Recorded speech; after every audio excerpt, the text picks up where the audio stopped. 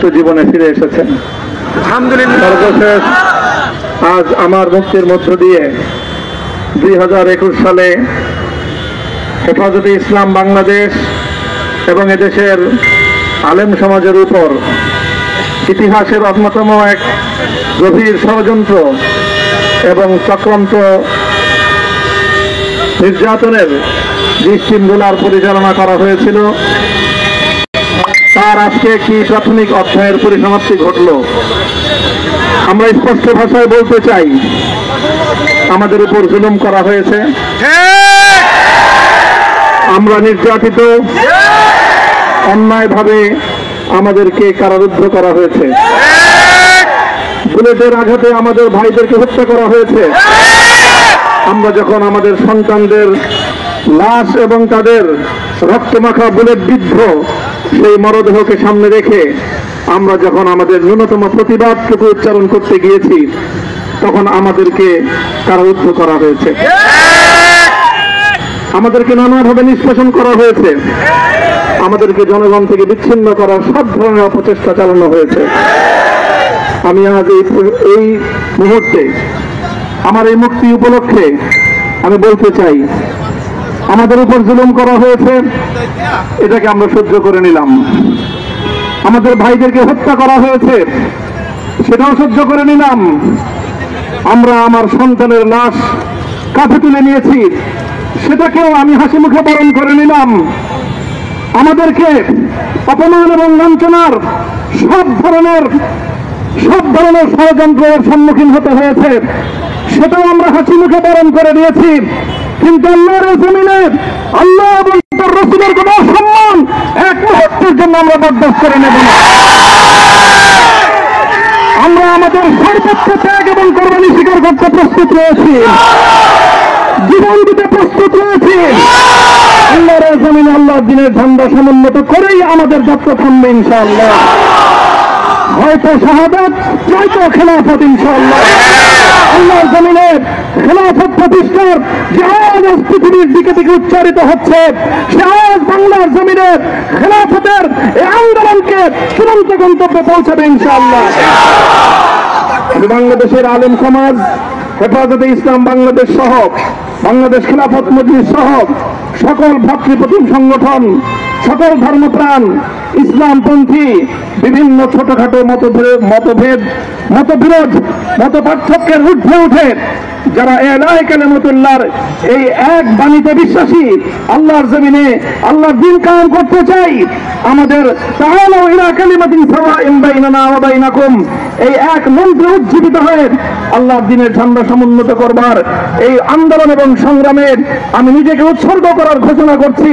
এবং আমার সকল ভাইদেরকে, আমি সকল উলামায়ে কেরামকে এবং ধর্মপ্রাণ মুসলমানদেরকে, ইসলামী নেতৃত্বকে ঐক্যবদ্ধভাবে এই সংগ্রামের ঝান্ডা সমুন্নত করবার, ধারণ করবার আহ্বান জানাচ্ছি।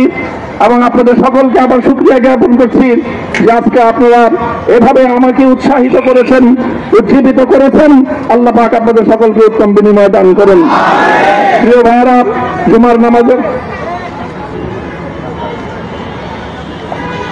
জুমার নামাজের একেবারে ঠিক আগ মুহূর্ত, এখন সব মসজিদগুলোতে জুমার প্রস্তুতি চলছে।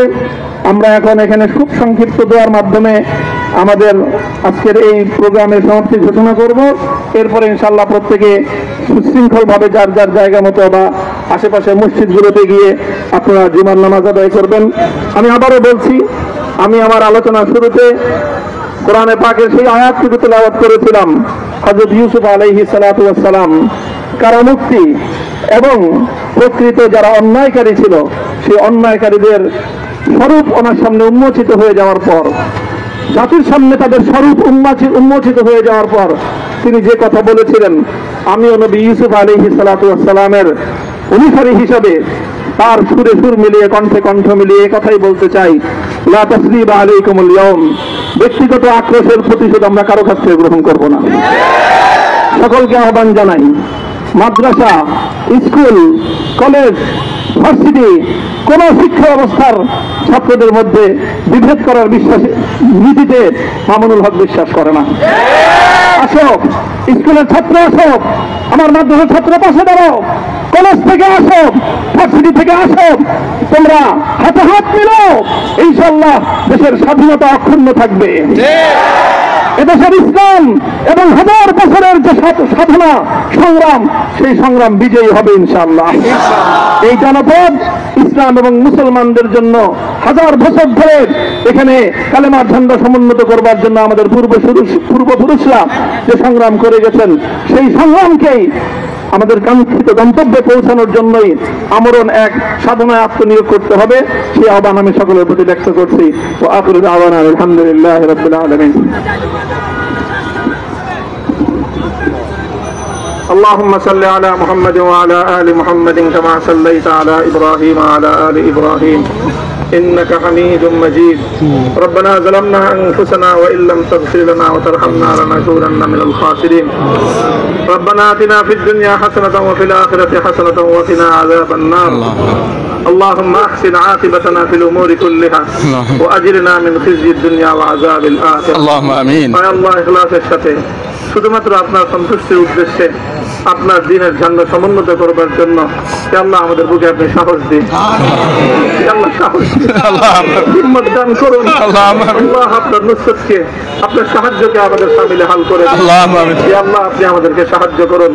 আমরা সংখ্যায় কম, শক্তিতে দুর্বল, আল্লাহ সর্বদিক থেকে আমরা অপ্রতুল, কিন্তু আপনার সাহায্য সাথে থাকলে আল্লাহ পৃথিবীর কোন শক্তি আমাদেরকে রুদ্ধ করতে পারবে না, পরাস্ত করতে পারবে না। আল্লাহ আমরা আপনার সাহায্য চাই। আল্লাহ জালিমের জিন্দান খানাগুলোতে সারা বিশ্ব জুড়ে অসংখ্য মুজাহিদিন, অসংখ্য মুসলিম সংগ্রামী, তারা দিনের পর দিন, মাসের পর মাস, বছরের পর বছর মানবতার মজলুমিয়তের জীবন যাপন করছে। ইয়া আল্লাহ সকল মজলুমদেরকে আপনি মুক্তির ব্যবস্থা করেন। ইয়া আল্লাহ তাদের মুক্তির জন্য যথাসাধ্য ভূমিকা পালন করার তৌফিক আমাদেরকে, পুরা উম্মাহকে আল্লাহ আপনি দান করুন। সাল্লাল্লাহু তাআলা আলা খায়রি খালকিহি মুহাম্মদ ওয়া আলা আলিহি ওয়া আসহাবিহি আজমাইন। ইয়া আল্লাহ হেফাজতে ইসলামের সংগ্রামে হাটহাজারীর আমার যে ছাত্র, যে সন্তানগুলো শাহাদাত বরণ করেছিল, ব্রাহ্মণবাড়িয়ায় আমাদের যে সকল ভাইয়েরা, সন্তানেরা শাহাদাত বরণ করেছিল, শাপলা চত্বরে আমার যে সকল ভাইদের রক্তে ঢাকার রাজপথ রঞ্জিত হয়েছিল, আল্লাহ এই শাহাদাত গুলোকে তুমি কবুল করো। আল্লাহ রক্তের বিনিময়ে এই জমিনকে তুমি তোমার দ্বীনের ঝান্ডা সমুন্নত করবার জন্য তুমি কবুল করো। সাল্লাল্লাহু তাআলা আলা খায়রি খালকিহি মুহাম্মদ ওয়া আলা আলিহি ওয়া আসহাবিহি আজমাইন।